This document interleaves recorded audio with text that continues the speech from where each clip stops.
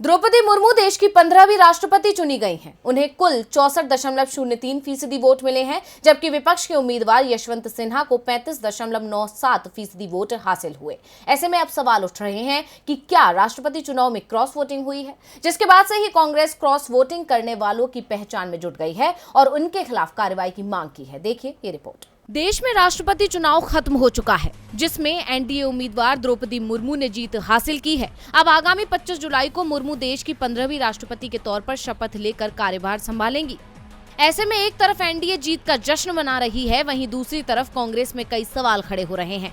दरअसल कहा जा रहा है कि गुजरात में कांग्रेस पार्टी के कम से कम 7 विधायकों ने राष्ट्रपति चुनाव में एनडीए उम्मीदवार द्रौपदी मुर्मू के पक्ष में कथित तौर पर क्रॉस वोटिंग की है। अनुमान है कि राज्य में 121 वोट हासिल करने वाली मुर्मू को भारतीय जनता पार्टी से 111, राष्ट्रवादी कांग्रेस पार्टी से 1, भारतीय ट्राइबल पार्टी से 2 और कांग्रेस की तरफ से 7 वोट मिले हैं, जबकि विपक्ष के उम्मीदवार यशवंत सिन्हा को 64 वोट हासिल हुए हैं। उन्हें कांग्रेस से 63 और निर्दलीय विधायक जिग्नेश मेवाणी का 1 वोट मिला। ऐसे में कांग्रेस पार्टी के सूत्रों का अनुमान है कि पाटीदार विधायक समेत 1 या 2 आदिवासी विधायकों ने मुर्मू को वोट दिया होगा।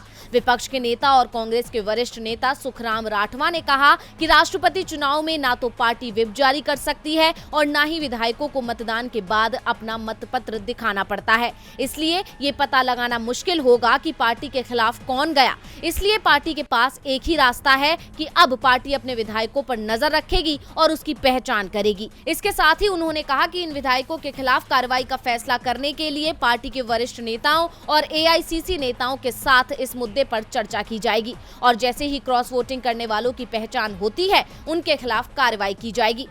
डीवी लाइव की रिपोर्ट।